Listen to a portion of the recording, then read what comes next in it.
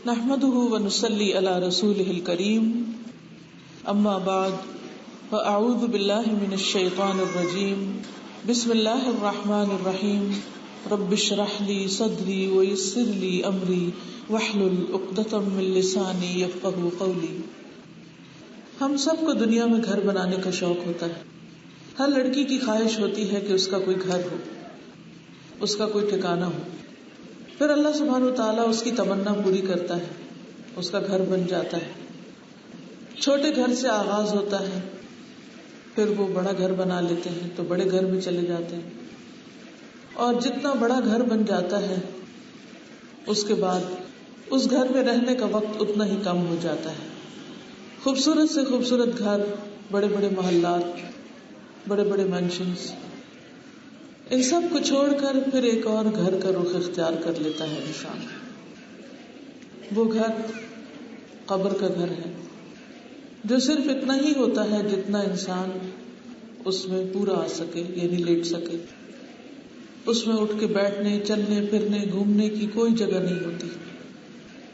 پھر ایک دن آئے گا کہ انسان اس گھر کو بھی چھوڑ دے گا، وہاں سے اٹھا دیا جائے گا اور پھر رب العالمین کے سامنے پیش ہوگا. اس جگہ پر کیا ہوگا؟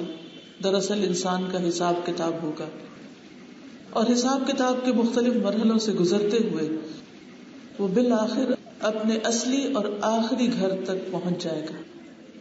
وہ گھر جو ہمیشہ ہمیشہ کا گھر ہے. وہ کیسا ہوگا؟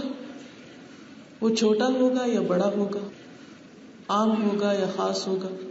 آرام دہ ہوگا یا تکلیف دہ ہوگا؟ اس کا انحصار اس بات پر ہے کہ ہم آج اس وقت اس دنیا میں اس گھر کی تیاری کیسے کر رہے ہیں.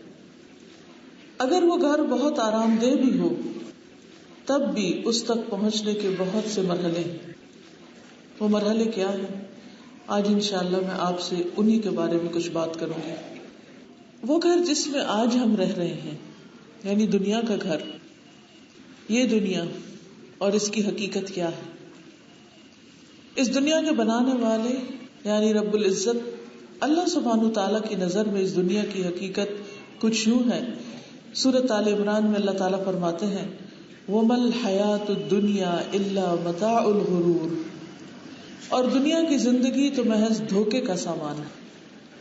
یعنی جو کچھ ہم دیکھتے ہیں، جو کچھ پا کر ہم خوش ہوتے ہیں، جن چیزوں کے لیے ہم تڑپتے ہیں، روتے ہیں، وہ سب ایک سراب ہے.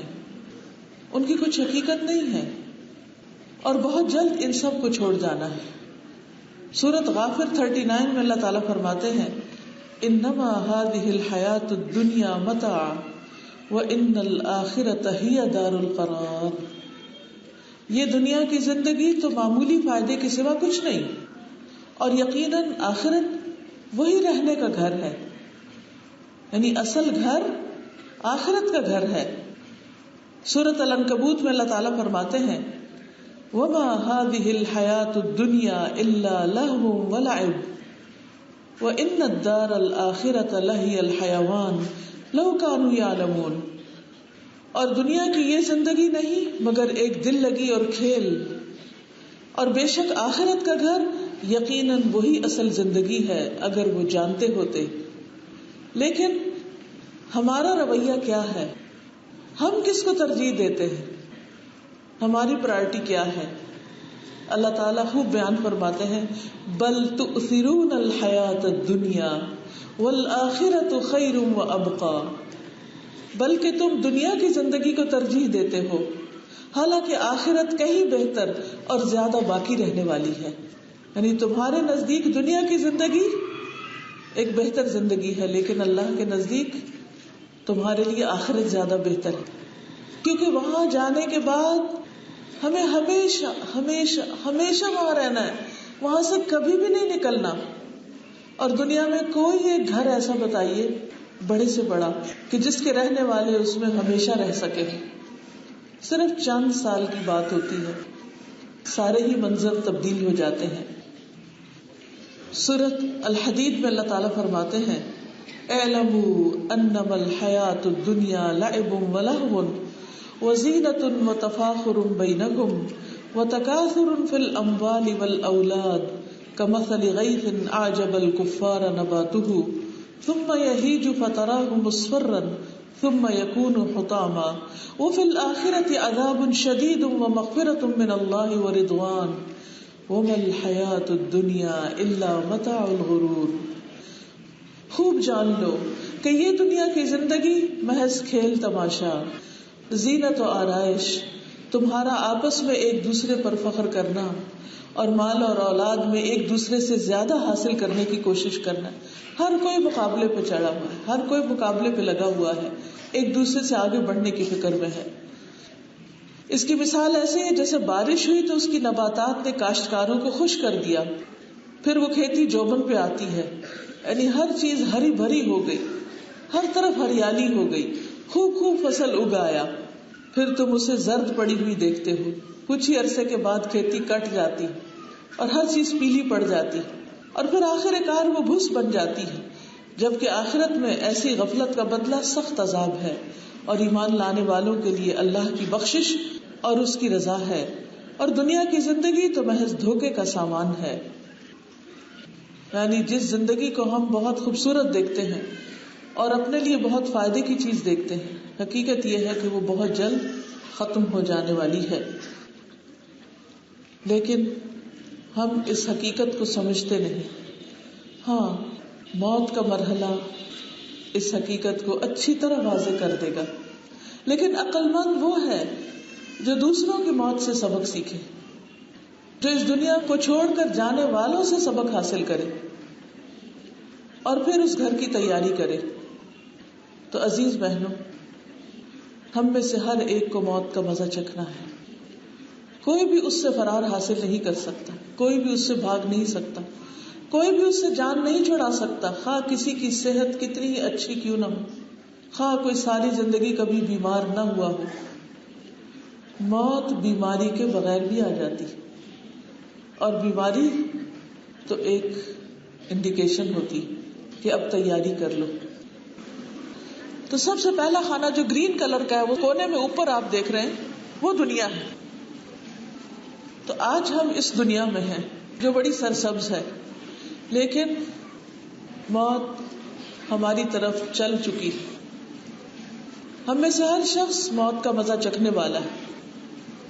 قرآن مجید میں اللہ تعالیٰ فرماتے ہیں کل نفس ذائقۃ الموت وانما توفون اجورکم یوم القیامۃ فمن زحزح عن النار وادخل الجنۃ فقد فاز وما الحیاۃ الدنیا الا متاع الغرور. ہر جان موت کو چکھنے والی ہے اور تمہیں تمہارے اجر قیامت کے دن پورے دے دیے جائیں گے. پھر جو شخص آگ سے دور کر دیا گیا اور جنت میں داخل کر دیا گیا وہ کامیاب ہو گیا، اور دنیا کی زندگی تو دھوکے کے سامان کے سوا کچھ بھی نہیں. تو موت کے بعد انسان کا اگلا گھر قبر ہے. آپ سب کو نظر آ رہا ہے گرین کھانے کے بعد اگلا کھانا یہ قبر ہے. دنیا کہاں ہے؟ یہ دنیا ہے. اور فوت ہونے کے بعد انسان قبر میں جاتا ہے. جب انسان کے پاس موت آتی ہے تو اس وقت انسان کیا سوچتا ہے، اس کا کیا دل چاہتا ہے؟ سورۃ المؤمنون میں اللہ تعالیٰ فرماتے ہیں حتی اذا جاء احدهم الموت قال رب ارجعون لعلی اعمل صالحا فیما ترکت کلا انها کلمۃ هو قائلها ومن ورائهم برزخ الى یوم یبعثون. یہاں تک کہ ان میں سے کسی ایک کے پاس موت آتی ہے تو کہتا ہے اے میرے رب مجھے واپس بھیج دے. مرتے وقت انسان کیا چاہتا ہے؟ کیا چاہتا ہے؟ بول کے بتائیں مجھے.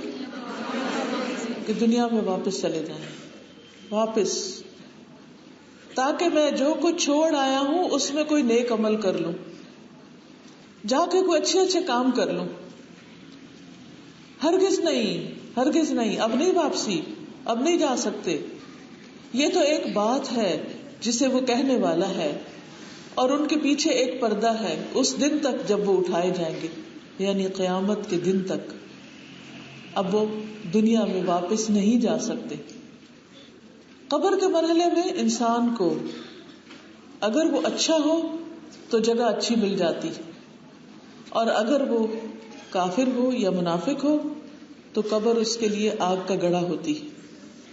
مومن کے لیے جنت کے باغوں میں سے ایک باغ، اور گناہگار مومن کے لیے کہ جو بظاہر مسلمان ہے لیکن بڑے بڑے گناہ کرتا ہے، اس کے لیے بھی قبر میں عذاب ہوتا ہے.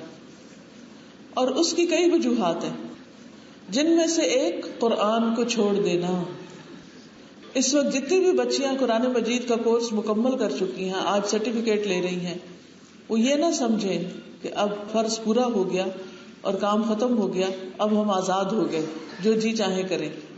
نہیں، اب تو عمل کا وقت ہے. پڑھنا ایک مرحلہ تھا، ایک سیڑھی تھی، اب اگلی سیڑھی پر آپ نے قدم رکھا. تو اس لیے قرآن کو چھوڑنے والا، اور خصوصاً فجر کی نماز چھوڑ کر سوتے رہنے والے کا انجام قبر میں بھی بہت بھیانک ہوگا.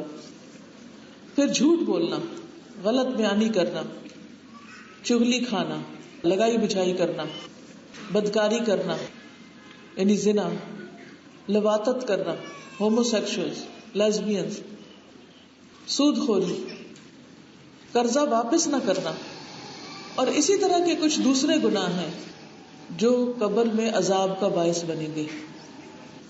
اور جو چیزیں قبر کے عذاب سے نجات دیتی ہیں، بچاتی ہیں، وہ نیک عمل ہیں جو اللہ کے لیے خالص ہوں. اور ان میں سے خاص طور پر عذاب قبر سے پناہ مانگنا. ہر نماز کے بعد نبی صلی اللہ علیہ وسلم نے ہمیں یہ دعا سکھائی ہے، اللہم انی اعوذ بک من عذاب القبر واعوذ بک من عذاب جہنم واعوذ بک من فتنة المسیح الدجال واعوذ بک من فتنة المحیا والممات اللہم انی اعوذ بک من المأثم والمغرم. تو اس کو پڑھنا نہیں بھولنا. جتنی بھی جلدی ہو سلام پھیرا، آیت الکرسی پڑھی، اور رب اعنی علی ذکرک و شکرک و حسن عبادتک، اور اس کے ساتھ ساتھ یہ دعا بھی لازم.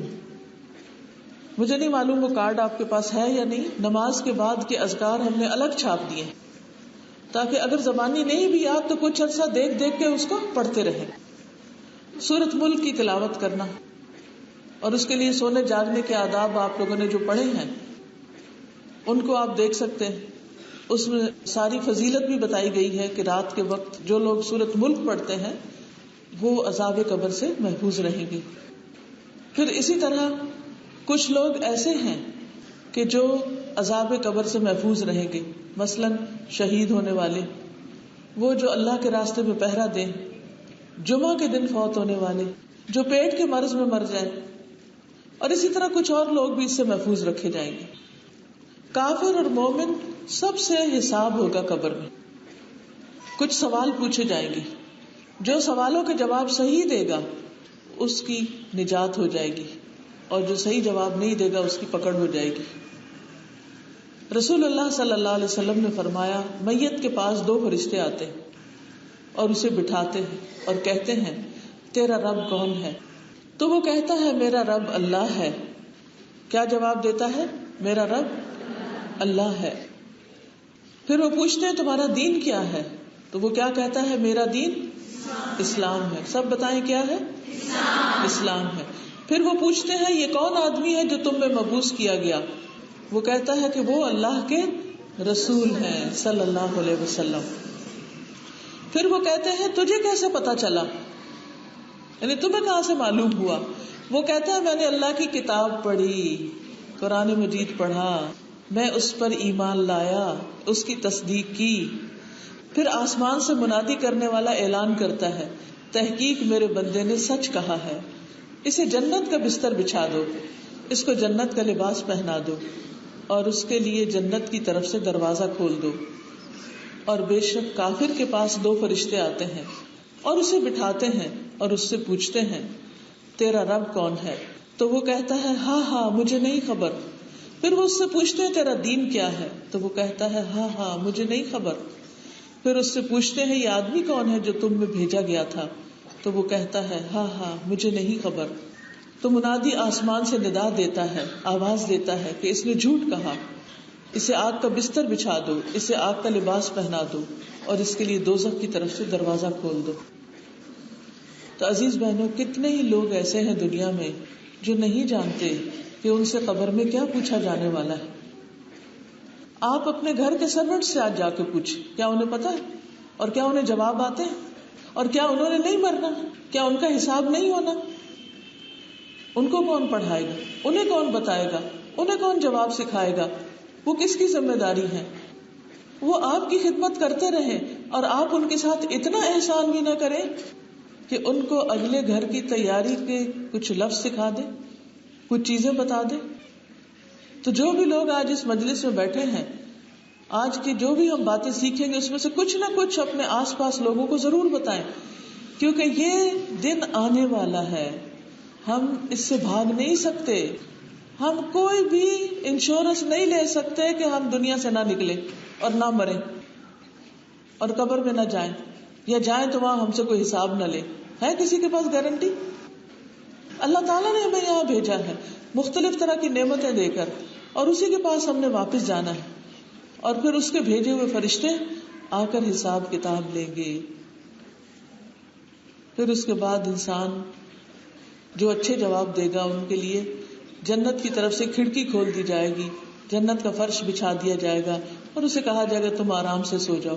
اور جو شخص برا ہوگا اس کے لیے جہنم کی طرف سے کھڑکی کھول دی جائے گی، اس کی قبر آگ سے بھر دی جائے گی. اور جو لوگ پیشاب کی چھینٹوں سے نہیں بچتے اور چغلیاں کرتے ہیں، نمیمہ کے شکار ہوتے ہیں، ان کے لیے عذاب قبر شروع ہوگا. نمازوں میں غفلت کرنے والوں کے لیے عذاب قبر ہوگا. اور عذاب قبر کیا ہوگا کہ ایک ایک ہتھوڑا جو ہوگا لوہے کا، وہ اتنا سخت ہوگا کہ جس سے اس بندے کی چیخیں زمین اور زمین والے انسان اور جن کے سوا سب سن سکتے. اگر انسان سن لے تو انسان اپنے مردوں کو دفن کرنا چھوڑ دے اس کے ڈر سے، ان کی نیندیں اڑ جائیں اور ان کی مزے کی زندگیاں ختم ہو جائیں. اس لیے اللہ سبحانہ وتعالیٰ نے اسے ہم سے مخفی رکھا ہے، کیونکہ ہم اس وقت امتحان کی حالت میں. پھر لوگ ہزاروں سال جب تک کہ قیامت نہیں آتی اسی گھر میں رہیں گے. اب آپ دیکھیے یہ دو خانے آپ کے سامنے ہیں، ایک دنیا ہے اور ایک قبر ہے. دنیا کا جو گھر ہے یہ کتنے سال کا ہے بتائیے؟ مثلاً کوئی اپنا گھر بنا کے اس میں زیادہ سے زیادہ کتنے سال رہتا ہے؟ 1000 سال، 500 سال، 300 سال، 100 سال؟ نہیں، بہت کم. اور قبر کا گھر کتنے سال کا ہے؟ تو زیادہ فکر کس گھر کی کرنی چاہیے؟ اور ہم زیادہ فکر کس گھر کی کرتے ہیں؟ ہر وقت صاف صفائی، دھونا، یہ وہ، اس کو سجانا، اسی کی فکر ہے، اسی کا غم ہے. کسی بھی بندے سے پوچھیں جس کا اپنا گھر نہیں وہ کتنے غم میں ہے کہ میرا گھر نہیں. جس کی شادی نہیں ہوئی وہ اس میں پاگل ہو رہا ہے کہ میری شادی کیوں نہیں ہوئی، اس کو اس کا رونا دھونا لگا ہوا ہے. اس کو اور کوئی بات نہیں سوچتی، وہ دائیں بائیں ہر وقت شادی کی باتیں کر رہا ہے کہ میری دعا کرو بس شادی ہو جائے کسی طرح. بھئی شادی سے بڑے مسئلے بھی آگے پیش آنے والے ہیں. تم نے اپنے سر پہ شادی کا بوجھ سوار کر رکھا ہے، شادی ہو بھی گئی اور اگر اللہ کی رضا کے مطابق زندگی نہ گزاری تو کل بربادی بربادی. کیا پتا اللہ تعالیٰ آپ کو کسی برے انجام سے بچا رہے ہیں اس لیے شادی لیٹ ہو رہی. ہم وہ نہیں سوچتے جو اصل میں سوچنے کی ضرورت ہے. تو بہرحال جو لوگ حضرت نوح کے زمانے میں فوت ہوئے، حضرت ابراہیم کے زمانے میں، حضور صلی اللہ علیہ وسلم کے زمانے میں، سب اپنی قبروں میں، سب زمین میں. اور ملتان والوں کے لیے تو اس بات کو سمجھنا کچھ مشکل نہیں. میرا نہیں خیال کہ کوئی اپنے گھر سے نکلے یہاں اور اس کو راستے میں کوئی نہ کوئی قبرستان نظر نہ آ جائے. ہر گلی کے نکڑ میں کوئی نہ کوئی یاد دہانی کرانے والا قبرستان موجود ہے. اور کتنے قدیمی قبرستان موجود ہیں جس میں سینکڑوں سال سے لوگ دفن پڑے. پتہ نہیں ان کے اندر ان کے ساتھ کیا ہو رہا ہے، اللہ عالم. اور ہم نہیں جانتے کہ ہمارے ساتھ کیا ہونے والا ہے. پھر ایک دن آئے گا جب اللہ تعالیٰ اسرافیل علیہ السلام کو حکم دیں گے اور سور پھونکا جائے گا. تو اگلا مرحلہ سور پھونکنے کا، النفخ بالسور. قرآن مجید میں بہت جگہوں پر سور پھونکنے کا ذکر آتا ہے. اور جب سور پھونکا جائے گا تو کیا ہوگا؟ فَإِذَا نُفِخَ فِي الصُّورِ فَلَا أَنْسَابَ بَيْنَهُمْ يَوْمَئِذٍ وَلَا يَتَسَاءَلُونَ. پھر جب سور میں پھونکا جائے گا تو اس دن ان کے درمیان کوئی رشتہ نہ رہے گا اور نہ وہ ایک دوسرے کو پوچھیں گے. سارے رشتے ختم ہو جائیں گے. آج عورتیں روتی ہیں کہ بیٹا نہیں ہے، بچے نہیں ہیں، میرا کیا بنے گا. آپ کے 20 بچے بھی ہو جائیں تو قیامت کے دن ایک بھی کام آنے والا نہیں ہے. جب قبر سے اٹھیں گے تو کوئی بچہ ویلکم کرنے نہیں آئے گا. آپ کے اعمال ہی ساتھ ہوں گے, قبر کے اندر بھی عمل ہی ہوں گے اور قبر سے نکل کر بھی ساتھ عمل ہی ہوں گے. اب جیسے چاہیں اپنے عمل بنا لیں, جیسے چاہیں عمل اختیار کر لیں, کیونکہ وہی ساتھ ہوں گے. لیکن ہمیں اچھے اعمال کا کوئی غم نہیں. غم ہے تو کس چیز کا؟ کہ بچہ نہیں, کیا بنے گا میرا, کیا ہوگا میرا بڑھاپا کیسے گزرے گا, میں کسی کا محتاج نہ ہو جاؤں. ایک ہی دھن, ایک ہی غم سوار ہے, زندگی مزربل ہے, ساری نعمتیں حرام ہوئی ہوئی ہیں. تو بچہ کوئی نہیں. یہ نہیں پتا بچہ ہوگا بھی تو کس قسم کا ہوگا, کہیں چین سے بیٹھنے بھی دے گا یا نہیں, کوئی درس بھی سننے دے گا یا نہیں, اور پھر بڑا ہو کر کتنا فرما بردار ہوگا اور کتنا ستانے والا, یہ بھی نہیں کسی کو پتا. اور مرنے کے بعد صدقہ جاریہ ہوگا یا وبال جان ہوگا, یہ بھی نہیں پتا. جب ہمیں اپنے عمل کی فکر نہیں تو بچوں کے اعمال کی کہاں سے فکر ہوگی, اور ان کے نیک بننے کی کہاں سے فکر ہوگی. اس لیے بہت ضروری ہے کہ ہم سب دنیا کی فکر کریں مگر آخرت کی فکر اس سے زیادہ کریں. اور اس دن کی جب ہم بالکل اکیلے ہو جائیں گے, جب نہ دوست کام آئیں گے اور نہ رشتے دار. یوم لا ينفع مال ولا بنون الا من اتى اللہ بقلب سلیم, جس دن مال اور بیٹے کام نہ آئیں گے مگر وہ جو اللہ کے پاس سلامت دل لے کر آئے. جب سور پھونکا جائے گا تو پوری دنیا کا حال حشر کیا ہوگا. اللہ تعالیٰ فرماتے ہیں فَإِذَا نُفِخَ فِي الصُّورِ نَفْخَةٌ وَاحِدَةٌ وَحُمِلَتِ الْأَرْضُ وَالْجِبَالُ فَدُكَّتَا دَكَّةً وَاحِدَةً فَيَوْمَئِذٍ وَقَعَتِ الْوَاقِعَةُ وَانشَقَّتِ السَّمَاءُ فَهِيَ يَوْمَئِذٍ وَاهِيَةٌ وَالْمَلَكُ عَلَى أَرْجَائِهَا وَيَحْمِلُ عَرْشَ رَبِّكَ فَوْقَهُمْ يَوْمَئِذٍ ثَمَانِيَةٌ. پھر جب سور میں ایک دفعہ پھونک مار دی جائے گی اور زمین اور پہاڑوں کو اٹھا کر ایک ہی چوٹ میں ریزہ ریزہ کر دیا جائے گا تو اس دن ہونے والا واقعہ پیش آ جائے گا اور آسمان پھٹ جائے گا اور اس دن اس کی بندش ڈھیلی پڑ جائے گی اور فرشتے اس کے کناروں پر ہوں گے اور اس دن 8 فرشتے آپ کے رب کے عرش کو اپنے اوپر اٹھائے ہوئے ہوں گے. سارا نقشہ ہی بدل جائے گا, زمین کو کوٹ کے ہموار کر دیا جائے گا, کوئی پہاڑ, کوئی پلازا, کوئی مکان, زمینیں کچھ بھی نہیں ہوگی, کوئی فصلیں, کھیت, درخت, ہر چیز برابر, اور انسان بس اس کے اوپر کھڑے ہوں گے حساب دینے کے لیے. اور زمین کے چاروں طرف فرشتے ہوں گے, آسمان پھٹے گا اور فرشتوں کی فوجیں اتریں گی. پہلے آسمان والے فرشتے, پھر دوسرے والے, پھر تیسرے والے, پھر چوتھے والے, پھر 5ویں والے, پھر 6ٹھے والے, پھر 7ویں والے, اور آ کے چاروں طرف سے زمین کو گھیرا ڈال لیں گے. اور آپ اس کے اندر تھوڑی دیر کے لیے سوچیں, اگر اس وقت پولیس جتنے ہم لوگ بیٹھے ہیں ان کو چاروں طرف سے کئی سرکل میں گھیر لے تو کوئی ایک بھی ہم میں سے باہر بھاگ سکتا ہے؟ تو فرشتے بھی چاروں طرف سے انسانوں کو گھیر لیں گے اور اللہ سبحانہ تعالیٰ اس دن پھر انسانوں کا حساب لیں گے. فرمایا یوم ينفخ في الصور فتأتون افواجا وفتحت السماء فكانت ابوابا وسيرت الجبال فكانت سرابا. جس دن سور پھونکا جائے گا اور تم فوج در فوج نکل آؤ گے, زمین سے تہوں کی تہوں میں سے انسانوں کے لشکر نکل آئیں گے. ظاہر آدم علیہ السلام سے لے کر اب تک جتنی بھی مخلوق ہے نیچے ہی جا رہی ہے, اندر ہی بند ہے.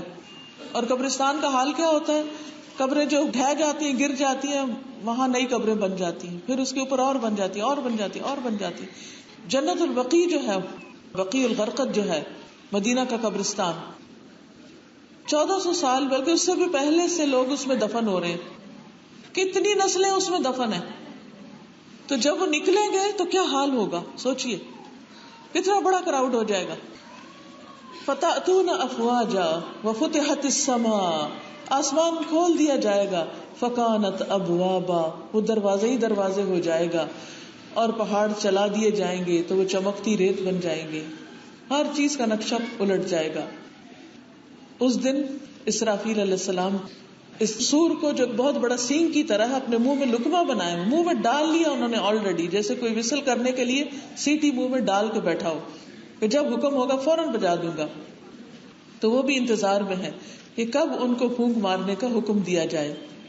تو وہ بہت ڈرا دینے والا نفخہ ہوگا.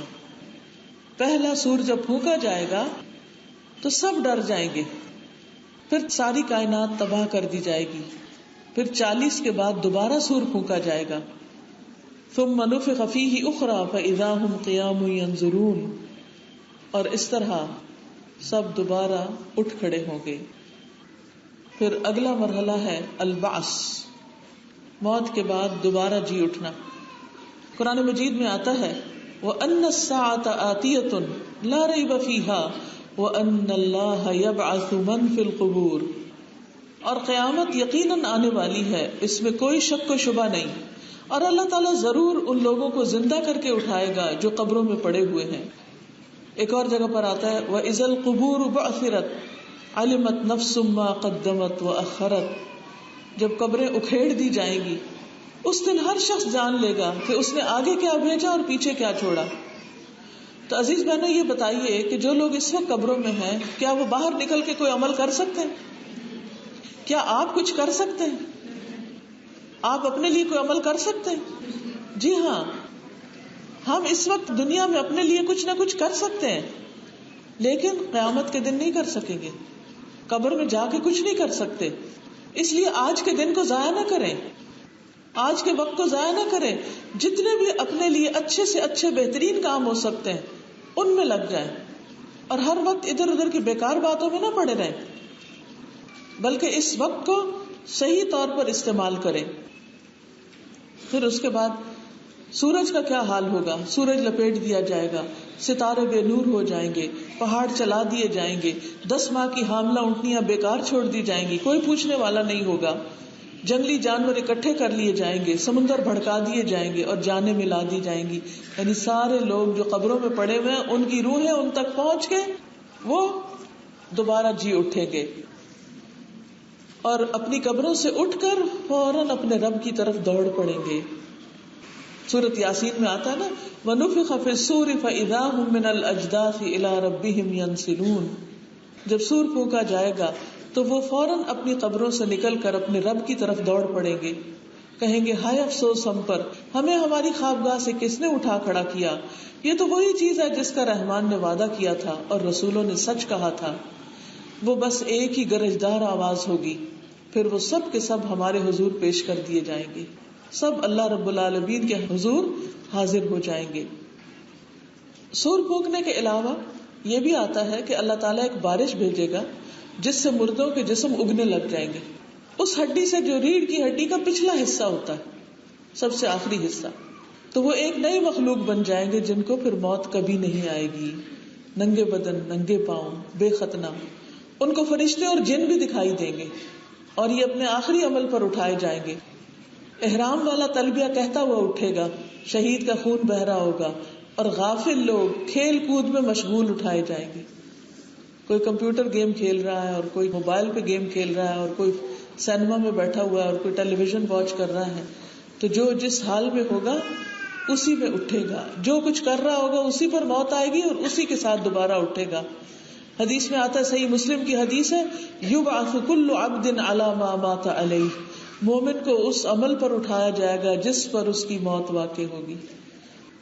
آپ اپنے لیے کیا سوچتے ہیں کہ کس حال میں فوت ہوں؟ سجدے کی حالت میں.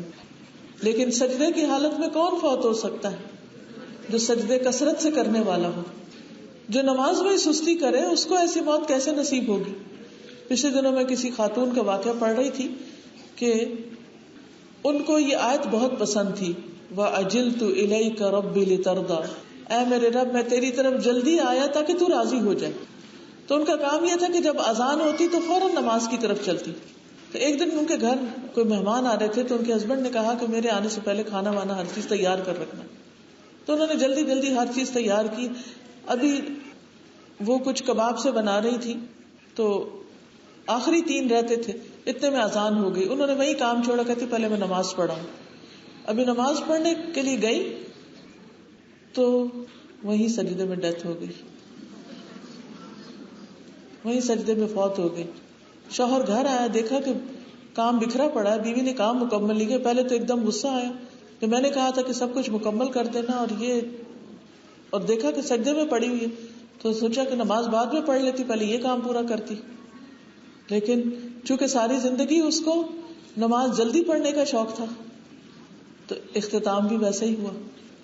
ہم سب سوچے کہ ہم بھاگ بھاگ کے کس کام کی طرف جاتے ہیں, کس کام کا شوق ہمیں زیادہ ہے, کس کام سے ہماری محبت زیادہ ہے, کس کام کو ہم دل لگا کے کرتے ہیں اور کس کام کو ہم صرف مجبوری کے مارے کرتے ہیں. کیا ہم سب کو بھی نماز کا شوق ہے؟ اور اگر اب نہیں ہے تو کیا مرنے کے بعد شوق پیدا کریں گے؟ اور اگر وہاں جا کے شوق آ بھی گیا تو کیا پھر وہاں پڑھنے کی جگہ ہوگی کوئی؟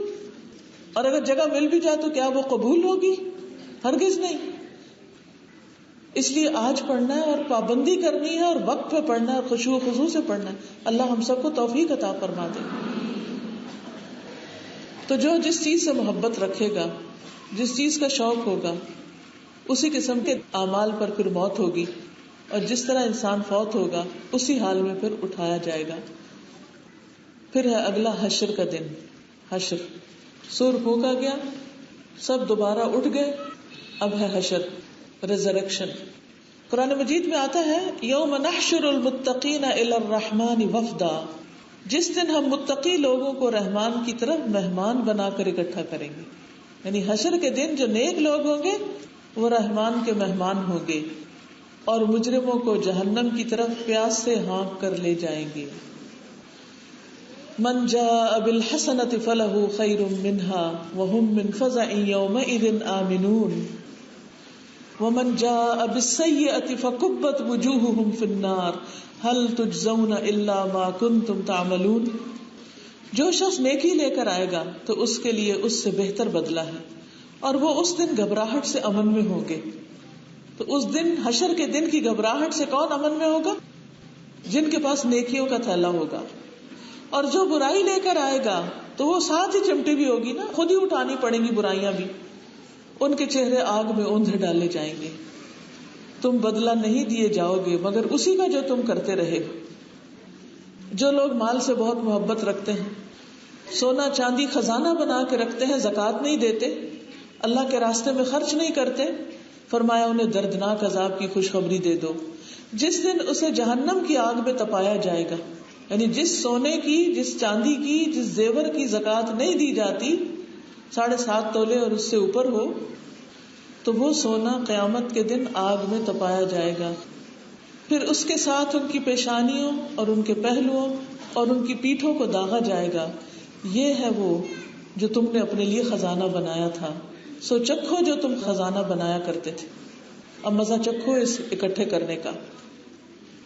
تو اللہ سبحانہ و تعالیٰ بندوں کو حساب کتاب کے لیے جمع کرے گا اس حال میں کہ وہ ڈرے ہوئے ہوں گے جیسے لوگ نشے میں ہوتے ہیں, اور وہ دن دنیا کے 50,000 سال کے برابر ہوگا.